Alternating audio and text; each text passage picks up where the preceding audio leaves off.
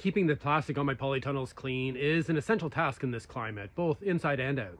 Algae and other forms of biodiversity seem to grow really well in the plastic, blocking sunlight and generally making everything look a bit too green for my liking.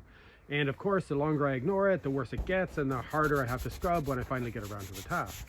For most of the large plastic sheet, a window washer or a soft broom does the trick, but the top of the tunnel outside, especially on the larger ones, is a different story.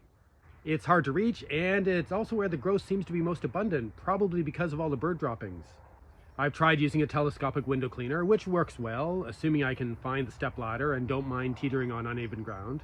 I've also had success using a towel tied to ropes, dragging it back and forth with the help of a friend on the other side of the polytunnel. I recently saw someone using an old length of horticultural fleece in much the same way. This looked promising, and like many growers, I've got lengths of slightly worn out fleece lying around. So we gave it a go on my bigger polytunnels, and the fleece did the job. We did it in the morning, so the plastic was still wet from the morning dew. Otherwise, we would have needed a hose to soak the algae first to make it easier to come off. The extra friction of the material initially made it a bit harder to pull than a smaller towel, but splashing some soapy water on the plastic first made it a lot easier and probably a lot cleaner. Even on this first try of a new method, the fleece seemed to do a better and faster job overall. And at least I wasn't up an unstable ladder pushing a long pole around.